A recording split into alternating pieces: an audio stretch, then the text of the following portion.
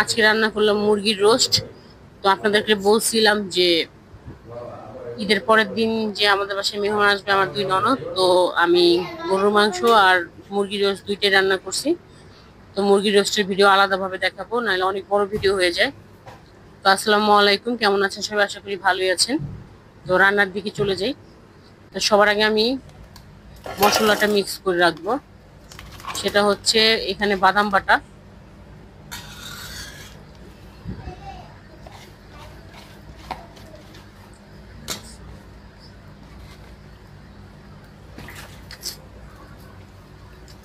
এরপর টক দই দিব। আমি টোটাল 5টা মুরগি রোস্ট করব, 20টা রোস্ট হবে। তো টক দই দিয়ে দিলাম, পরিমাণ মতো যা যা লাগবে নিয়ে নিচ্ছি। আদা রসুন বাটা,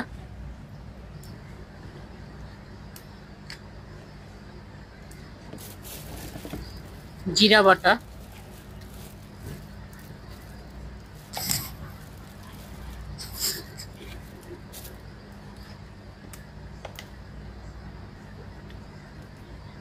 মরিচের গুঁড়া,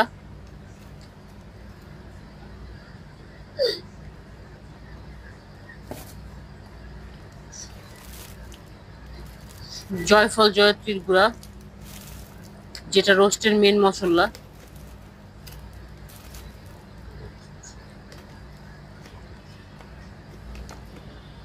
টমেটো সস।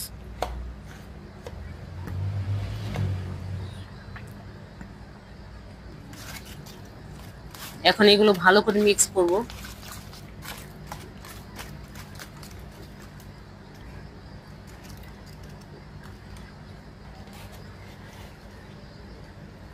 তো এখন এটা আর একটু লবণ দিয়ে দিব এটার মধ্যে, আর পরে রোস্টের মধ্যে আর একটু লবণ দিব। তো এটা এখন ঢেকে রাখবো। আর এইদিকে আমি রোস্টের জন্য মুরগিগুলো ভেজে নিব। তো এটার মধ্যে আমি টক দই আর মরিচের গুঁড়া মেখে নিয়েছি। তো আমি একেবারে তো সব ভাজতে পারবো না, 4-5 ভাগে সবগুলো ভেজে নিব। আর একদম কড়া করে ভাজা যাবে না, হালকা ভেজে উঠিয়ে নিতে হবে এগুলো। এই কড়াইটার মধ্যেই আমি রোস্টগুলো রান্না করবো। তো এটার মধ্যে বেরেস্তা করে নিয়েছি পেঁয়াজ। তো ভাবলাম এটার মধ্যে ভেজে নিই। তো এই যে এক এক ধাপে আমি মুরগি রোস্টের জন্য মুরগিগুলো ভেজে নিচ্ছি সব।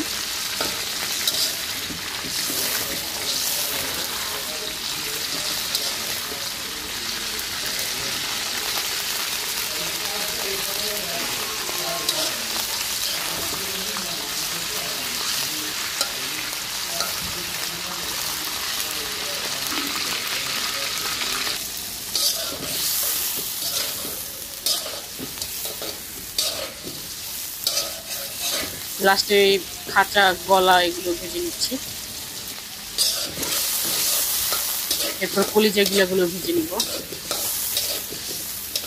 এগুলো হালকা ভেজে উঠিয়ে নিব।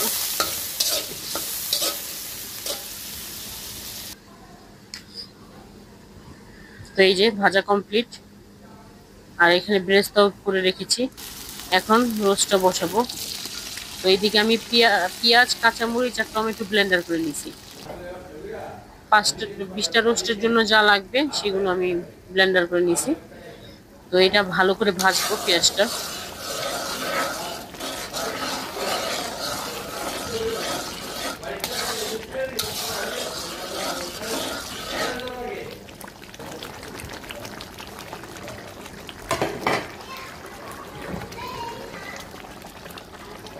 এখন ভাজা হয়ে গেছে। এখন মশলাটা, যে রোস্টের জন্য মশলাটা রেডি করে রাখছিলাম, সেটা দিয়ে দিব। এটা দিয়েও একটু ভালো করে ভেজে নিব।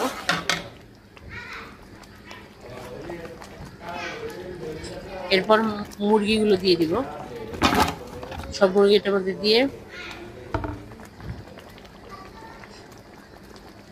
ভালো করে নেড়ে চেড়ে নিয়েছি। আস্ত এলাচ, দারচিনি দিয়ে দিলাম। কাঁচামরিচ দিয়ে দিলাম, আস্ত কাঁচামরিচ।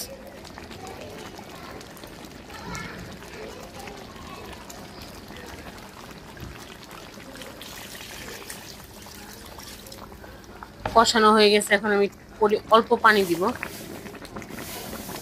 যাতে এই পানির মধ্যে রোস্টটা সিদ্ধ হয়ে যায়। তারপর উপর থেকে চিনি দিয়ে দিব, এরপর পেঁয়াজ বেরেস্তা দিয়ে দিব।